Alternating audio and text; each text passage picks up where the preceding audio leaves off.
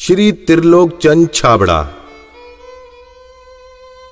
यह मेरे भारत की छोटी सी एक झांकी है। अभी तो जमीन में नींव भरी है, शीश महल तो बाकी है। मिशन आर्थिक आजादी के जनक श्री त्रिलोक चंद छाबड़ा जी का जन्म सन 1957 में राजस्थान के अजमेर जिले के एक छोटे से गांव नानसी में हुआ। पिता मोहनलाल जी गांव में एक छोटा सा जनरल स्टोर चलाते थे। माता धापू देवी गृहिणी थी। 6 भाई बहनों में से श्री टी.सी. छाबड़ा जी तीसरे नंबर के पुत्र हैं। अपनी प्रारंभिक शिक्षा इन्होंने अपने गांव में और उच्च शिक्षा जयपुर में पूरी की। विलक्षण प्रतिभा के धनी श्री त्रिलोक चंद छाबड़ा जी सफल व्यवसायी के साथ साथ एक संगीतकार, गीतकार, लेखक और एक अच्छे वक्ता भी हैं। मेरी शादी बचपन में जल्दी हो गई थी और 77 में हुई और बहुत ही सरल और स्वभाव के और अच्छे स्वभाव के मुझे मेरे हस्बैंड मिले। हम एक भिलवाड़ा आए और फिर 2000 में ये जो सिस्टम है आरसीएम चालू किया। आई वॉज 18 ईयर्स जब आरसीएम की शुरुआत हुई और हमारे सामने ये सब चीज़ें हो रही थी जब हम एजुकेशन में थे और हमारे पापा ने बिज़नेस स्टार्ट किया था और वो शुरू से बहुत ही सिंपल पर्सन रहे, तो उनका जो स्टाइल ऑफ बिज़नेस था वो भी बहुत सिंपल था। But at the same time वो ये जो उनका एक प्रिंसिपल है कि things should be in a very organised manner. Trilok Chand Chhabra ji को मैं लगभग पिछले 27 सालों से जानता हूँ और उनके सानिध्य में मैंने काम भी किया है। छाबड़ा जी की जो सबसे पहली क्वालिटी है कि या तो लोगों पे जिन लोगों पे भी जो विश्वास करते हैं उन लोगों पर पूरा बिलीव करते हैं, और दूसरे उनकी जो क्वालिटी है कि वो किसी काम को करने की जब ठान लेते हैं तो उस काम को किसी भी हालात में उसको पूरा करते हैं। जब ये चालू किया था आरसीएम, उससे कुछ समय पहले कुछ सिस्टम यहाँ हिंदुस्तान में चलते थे जो जानकारी में आए, तो एक दिमाग में पता नहीं एकदम विचार से आया कि ये तो बड़ा सुंदर सिस्टम है। अगर हम इसमें नॉर्मल प्रोडक्ट जो हमारे रोज़ उपयोग होते हैं वैसे प्रोडक्ट लाकर अगर करें तो ये तो देश के लिए बहुत अच्छा सिस्टम है, बहुत सारे लोगों को इसका लाभ मिल सकता है। और उसके बाद एक ऐसा विचार जो अंदर पैदा हुआ तो उस विचार ने मुझे कभी रुकने ही नहीं दिया। टी.सी. छाबड़ा जी को मैं पिछले 25 सालों से जानता हूं और उनके सानिध्य में मैंने काम भी किया हुआ है। टी.सी. छाबड़ा जी की सबसे बड़ी क्वालिटी है उनके लिए काम होता है। काम छोटा और बड़ा नहीं होता, वो हर काम को उतनी ही सीरियसनेस से करते हैं, चाहे वो काम छोटा हो चाहे बड़ा हो।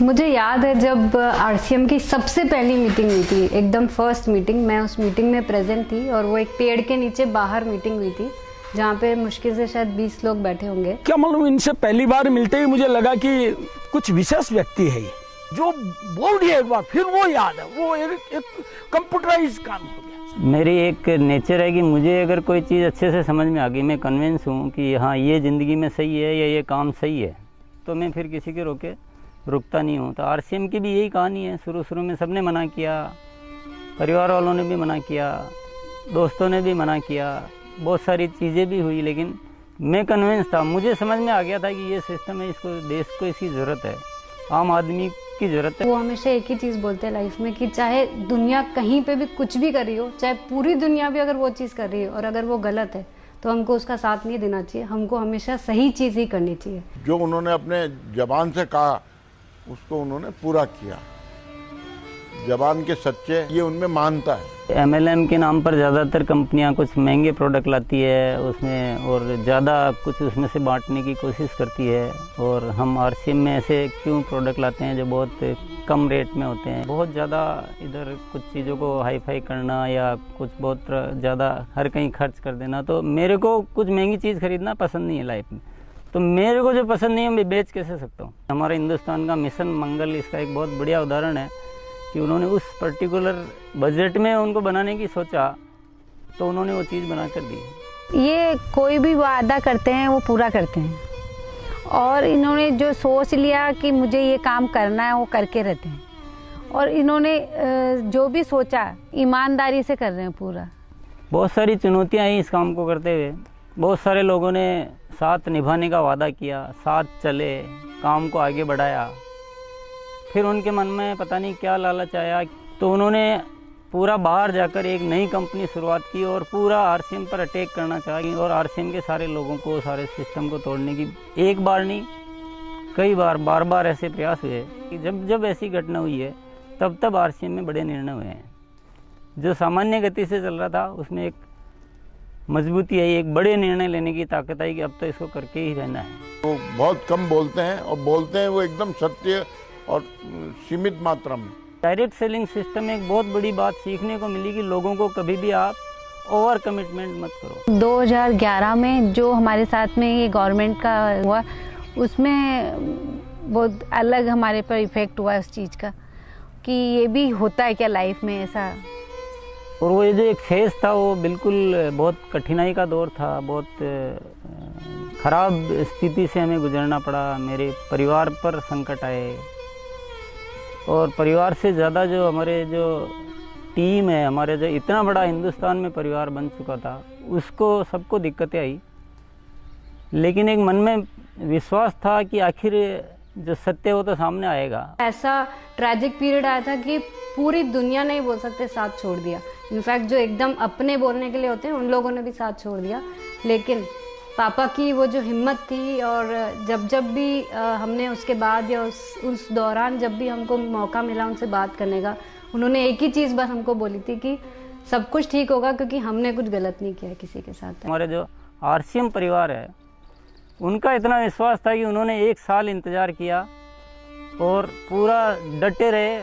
और जब उनका इतना विश्वास था तो उस विश्वास में इतनी ताकत आ गई और ये सब चीज़ें, जो भी संकट का समय था वो निकला और अब सब चीज़ें धीरे धीरे अच्छी हो रही है। ऐसे साथी मुझे इस सिस्टम की वजह से मिले। आज इतनी बड़ी सेना कह सकते हैं, इतना बड़ा परिवार कह सकते हैं देश के कोने कोने में, और उसमें इतने जो संस्कार बने हैं, ये हमारे लिए एक बहुत खुशी की बात है।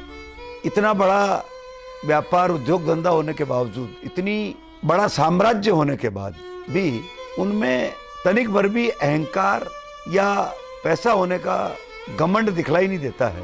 ये उनकी सादगी और उनकी महानता को दर्शाता है।